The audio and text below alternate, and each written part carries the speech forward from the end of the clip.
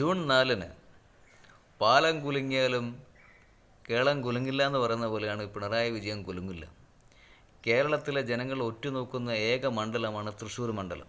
അതേപോലെ തന്നെ നേതാക്കളും അവിടെ BJP ജയിച്ചിട്ടില്ലെങ്കിൽ പിണറായിക്ക് 8ൻ്റെ പണി കിട്ടും. കാരണം നരേന്ദ്രമോദി നമ്മുടെ പ്രധാനമന്ത്രി ചൂലെടുത്തിട്ട് പിണറായി വിജയനെ തല്ലും. ലാവ്ലിൻ കേസ്, കരിമണൽ കേസ്, സ്വർണ്ണക്കടത്ത് കേസ്, ഇതെല്ലാം പുകച്ച് പുറത്തുകൊണ്ട് വരും.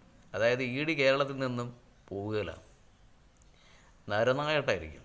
ഈ വോട്ട് ചെയ്യുന്ന നമ്മളാണ് ഏറ്റവും വലിയ വിഡ്ഢികൾ. ഇവർ തമ്മിലുള്ള ടൈപ്പാണ് തൃശ്ശൂരിലുള്ള BJPയുടെ വിജയം. ജനങ്ങളെ വിഡ്ഢികളാക്കിക്കൊണ്ടാണ് ഇവർ മുന്നോട്ട് പോകുന്നത്. ഇവർക്ക് രാഷ്ട്രീയ കച്ചവടമാണ്. അതിൽ കൂടുതലൊന്നും